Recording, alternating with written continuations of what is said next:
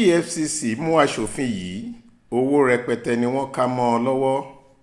mílíọ̀nù lọ́nà ọ̀ọ́dúnrún ó lé mẹ́rìndínlọ́gbọ̀n náírà $326 million àti ẹgbẹ̀rún lọ́nà ogóje owó dọ́là lé ẹ̀ẹ́dẹ́gbẹ̀ta $140,500 ní àjọ tó ń gbógun tiwa ìbàjẹ́ àti ṣíṣe owó ìlú mọ̀kùmọ̀kù nílẹ̀ wa Efcc ká mọ́ ọ̀kan nínú àwọn ọmọlẹ́gbìmọ̀ aṣòfin ìpínlẹ̀ Kogi tó ń ṣojú àwọn èèyàn ẹkùn ìdìbò Anpa kejì tó tún jẹ́ olùdíje sípò lẹ́gbìmọ̀ aṣòfin nínú ètò ìdìbò ọdún tó ń bọ̀ lábẹ́ ẹgbẹ́ òṣèlú New Nigeria People's Party Ismaila Atumeyi lọ́wọ́ ni wọ́n bá gbé e jàǹtó.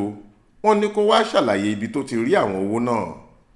Òpópónà kan tí wọ́n ń pè ní Macedonia ní àdúgbò Queen Estate tó wà ní Katsina, Gwarinpa l'Abuja, olú ìlú ilẹ̀ wa ni wọ́n ti mú un lọ́jọ́ àìkú Sunday 30 oṣù kẹwàá tó ṣẹ̀ṣẹ̀ parí yìí fẹ̀sùn ìwà ọ̀daràn.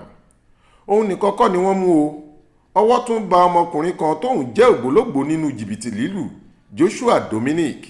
Bákan náà ni wọ́n mú Abdulmalik Fẹ́mi tóun ti fìgbà kan jẹ́ òṣìṣẹ́ ọ̀kan nínú àwọn báǹkì ilẹ̀ wa.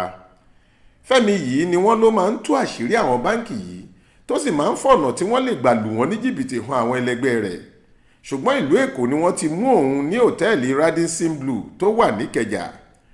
Àwọn Efcc kò sì fàkókò ṣòfò tí wọ́n fi ní kó máa nìṣó ní ilé rẹ̀ tó wà ní Morgan Estate, Òjòdú nílùú Èkó kan náà. Nígbà tí wọ́n dé ilé àtìláàwí, ẹgbẹ̀rún lọ́nà ọ̀tàlénírínwó owó dọ́là $460,000 ni wọ́n bá nínú ilé rẹ̀. Ó pẹ́ díẹ̀ táwọn ọlọ́pàá ti bẹ̀rẹ̀ ìwádìí lórí ìṣẹ̀lẹ̀ tó ṣẹlẹ̀ ní ọ̀kan nínú àwọn báǹkì ilẹ̀ wa níbi tí àwọn èèyàn náà ti lu báǹkì ọ̀hún ní jìbìtì owó tó lé ní bílíọ̀nù kan náírà $1.4 billion. Fẹ́mi yìí wà lára àwọn tí wọ́n lu jìbìtì yìí gẹ́gẹ́ bá a ṣe gbọ́. Dominic ni wọ́n ní aṣòfin Kogi yìí mọ̀ tó sì tún mú ọmọ Fẹ́mi tó jẹ́ kí wọ́n rí iṣẹ́ náà ṣe. Joshua yìí ni wọ́n ṣàpèjúwe gẹ́gẹ́ bí oníjìbìtì pọ́nbélé. Ọ̀pọ̀ ìgbà làwọn ọlọ́pàá ti mú un fẹ̀sùn jìbìtì.